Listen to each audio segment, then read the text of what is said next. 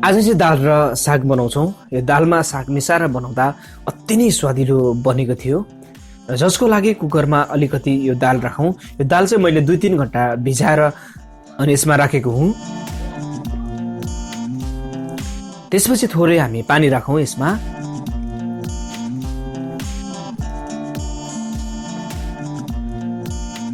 स्वाद अनुसारको नुन पनि यसमा राखिदिउँ।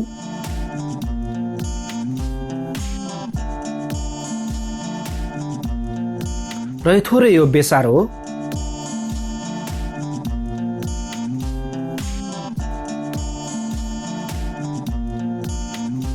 यतिको सामग्रीहरू राखिसकेपछि अब बिर्कोलाई हामी बन्द गरिदिन्छौँ र यसलाई चाहिँ अब हामी सिटी लाग्नलाई छोड्छौँ।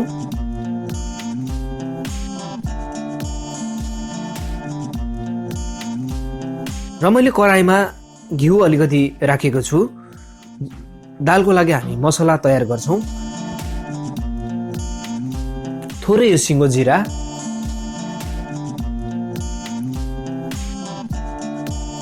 अलिकति यो अदुवा र लसुनको पेस्ट,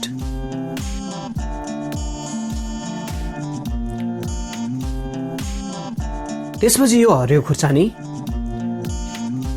मैले चाहिँ 4 वटा जति राखेको छु। यदि तपाईहरुलाई पिरो कम चाहिन्छ भने कम गर्दा भइहाल्यो।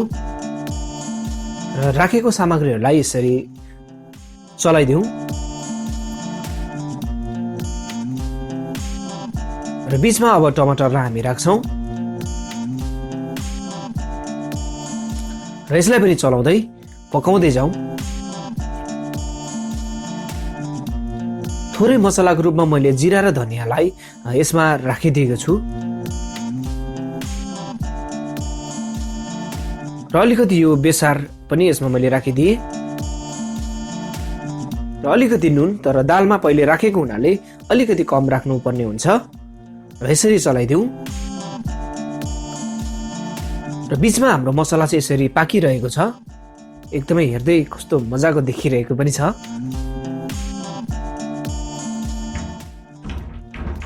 र यसरी गरिसकेपछि मैले चाहिँ यो रायोको साग लिएको हुँ। यो रायोको साग चाहिँ मैले मसिनो गरेर यसरी काटेको छु र यसलाई चलाउँदै पनि छु र यसरी हामीले चलाउँदै जानुपर्छ।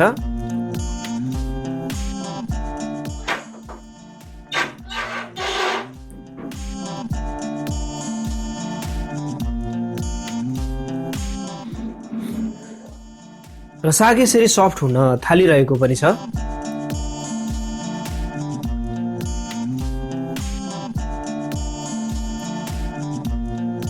र दाल चाहिँ यसरी तयार भइसकेको कारणले गर्दाखेरिमा मैले यसरी निकालिदिएको छु र बीचमा यसरी चलाउँदै अझ यसलाई दाललाई मसिनो गरौँ र अब यो दाललाई हामीले तयार गरेको मसला माथि सागमाथि यसरी राखिदिनुपर्छ र यसरी बीचमा चलाउँदै मिलाउँदै पकाउँदै जाउँ।